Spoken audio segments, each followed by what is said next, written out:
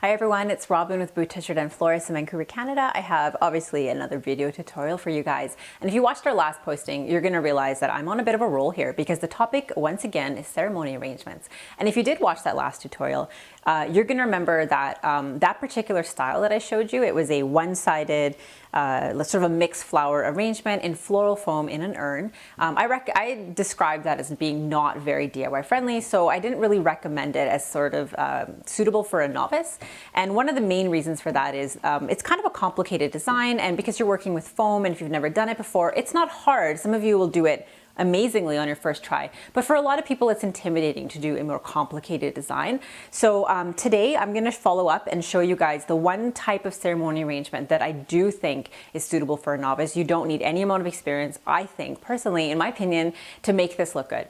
So before I get into the arrangement itself, I just wanted to cover sort of two general areas of information when it comes to ceremony arrangements: choosing size and also choosing your vases, whether you're going to do it yourself or you're hiring a florist to do it for you.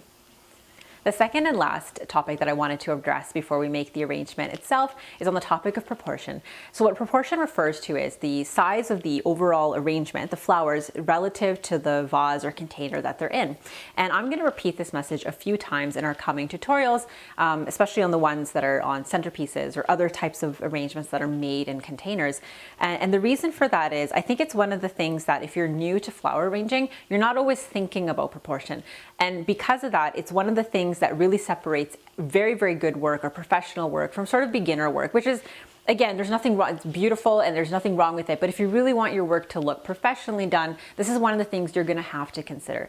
So to show what proportion looks like and what it means, I have three different types of vases. So I have some beautiful delphinium here as well, which we're going to be using in a bit. So the type of arrangement we're going to make today is a tall arrangement. It's not very wide, but it's going to be tall. So all of these vases are good choices for tall arrangements, and the reason for that is they are more narrow than they are tall. So basically they're skinny kind of vases.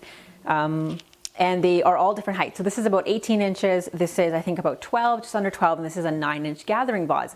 So the general rule of thumb, when you're working with a vase like this, that's more narrow than it is tall, you want the finished arrangement to be, the flower portion, I should say, you want the flower portion in the vase to be roughly at least 1.5 times the height of the vase. So for this 12-inch vase, that would mean the overall height from the table to the very top would be 30 inches because this is 12 inches, and you want the flower part to be, I gotta do math in my head on the spot, 12 plus 6, 18 inches. You want this part to be at least 18 inches. And I'm gonna show you why, because the delphinium I have, I'm going to put them in the vase that's 18 inches. I don't have any water, but it's just to demonstrate what this looks like.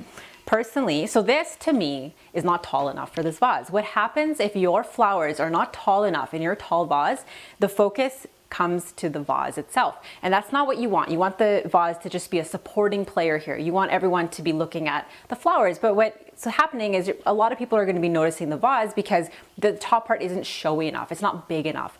So personally, I think that this needs to be at least up to here to be even reasonably proportionate. So if we move it to, our 12-inch, this one's going to be a bit tricky. It starts getting a lot more proportionate. If I can get this in here. Yeah, that's pretty good. I think that's about right, actually, because I'd say this finished arrangement is about 30 inches tall.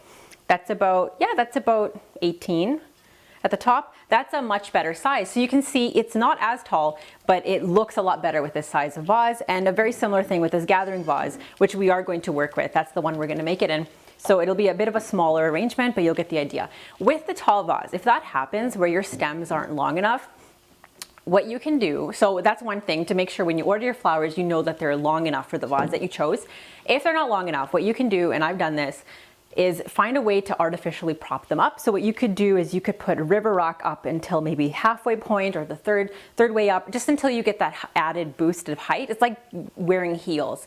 You're just trying to artificially make it look taller. So they'll sit on top of the river rock, and the river rock are decorative, so it looks very nice, and the arrangement ends up being taller. So you find little ways to work around it if that's what ends up happening. But yeah, so that's my comment on proportion. Just watch the overall size of your arrangement relative to your vase. we've covered both topics, so we're ready to make our arrangement. I'm just going to clear the table and bring my hydrangea. The flowers I'm going to use today are these really gorgeous local hybrid delphinium and some hydrangeas. So my comment on the delphinium is this is a really nice hybrid variety that opens very big, very lush, very full, thick stems, which is nice. It's economical. But just to comment that not all delphinium are this thick. It depends on the variety. I find the hybrid ones are nice and full. Some of the other ones like belladonna and like the really dark blue ones that are like just single flowers, they tend to be a lot skinnier. So you would need more of those stems to make a similar type of arrangement, just something to keep in mind. There's two other flower types that I recommend for making DIY tall arrangements.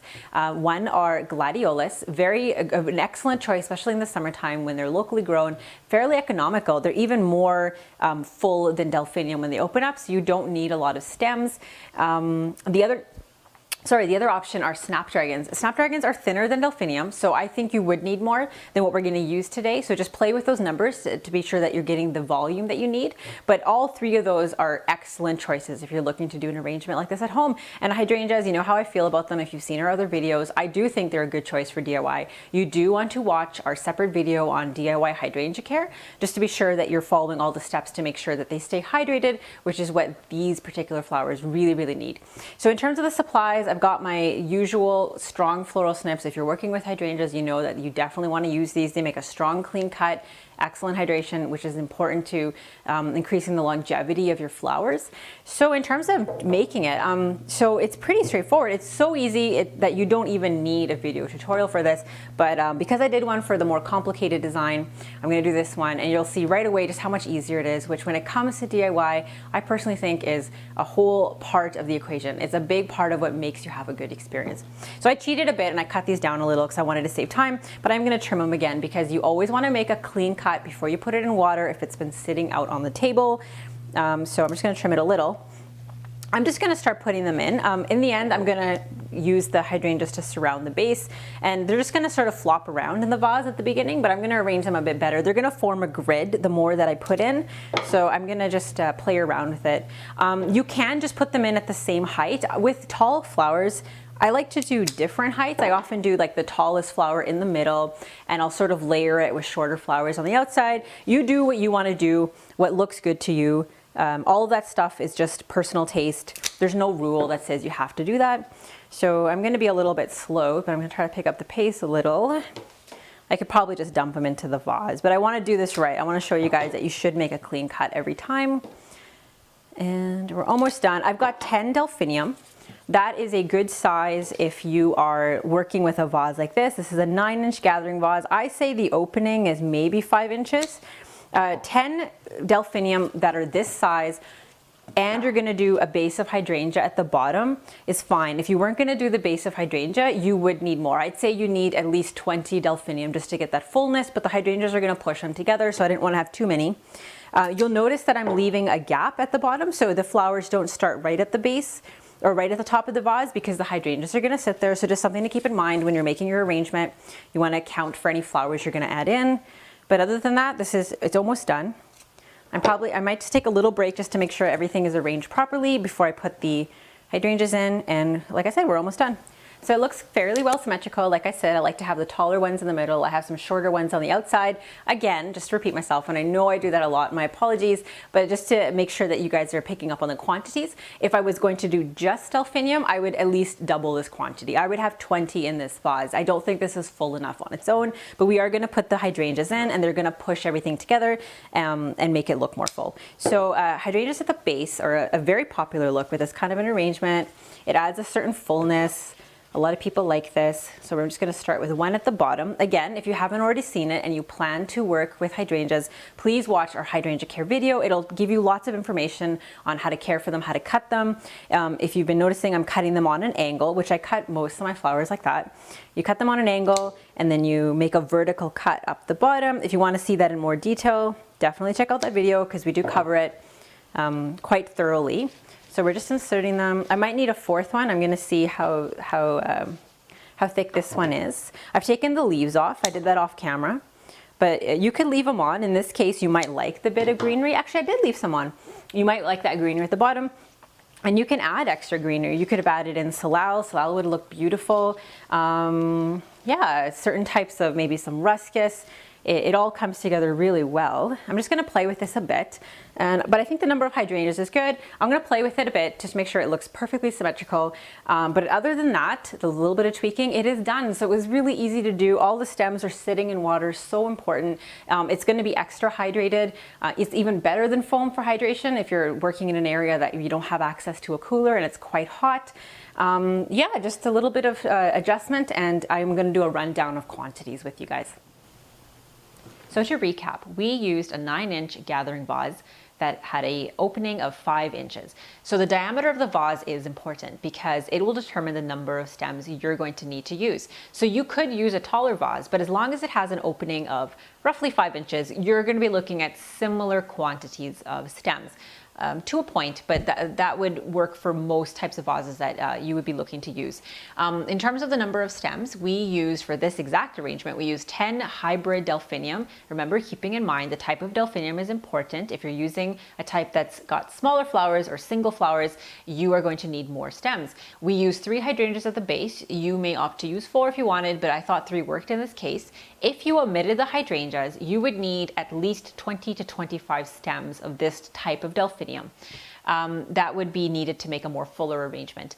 So if you're looking to substitute with other types of flowers, if you were looking to use Gladiolus, I would say you're using the hydrangeas at the base, somewhere between 5 and 10 stems. I'd say budget 10 stems of glads, just in case they don't open fully. And again, if you're looking to use something like snaps, which have there are much thinner stems in the delphinium, you are going to need quite a bit more. I would say, I'd say budget 40 to 50, just because they are a thinner flower, and you are definitely going to need more to get the same volume. I think I covered it all, guys. If you had any questions, drop me a line. I'll help you out. Otherwise, see you next time.